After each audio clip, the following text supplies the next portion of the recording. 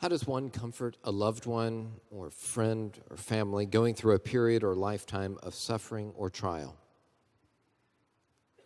Comforting someone who's gone through a period of suffering or trial.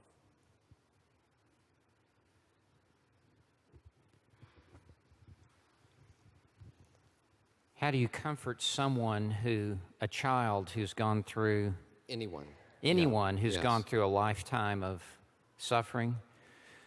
Well, Spurgeon said that the sovereignty of God was the pillow that he laid his head upon at night as he went through some of his hours of greatest adversity and difficulty.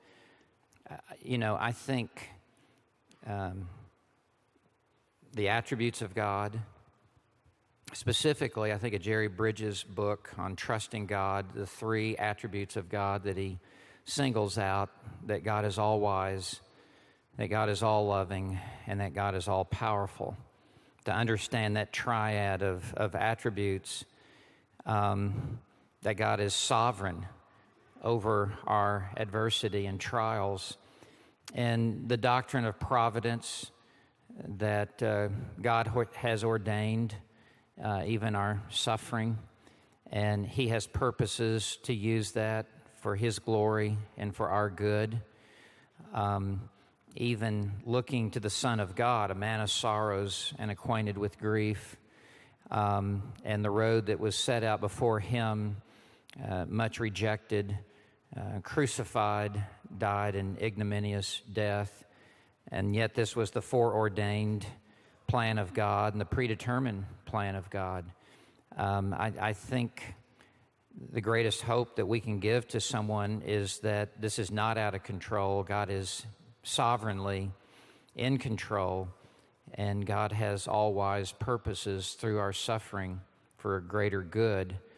And He is loving, and He is with us, and He will never leave us nor forsake us, is ultimately the greatest comfort, I think, and to be familiar with the character of God, the attributes of God, is an anchor for the soul, to be reminded of who God is and God's interaction in my life. He does all things well. His plan and path is perfect, even when it includes suffering and adversity and difficulty. So, that's certainly where I would begin in trying to comfort someone, that He causes all things to work together for our good, that He truly does that.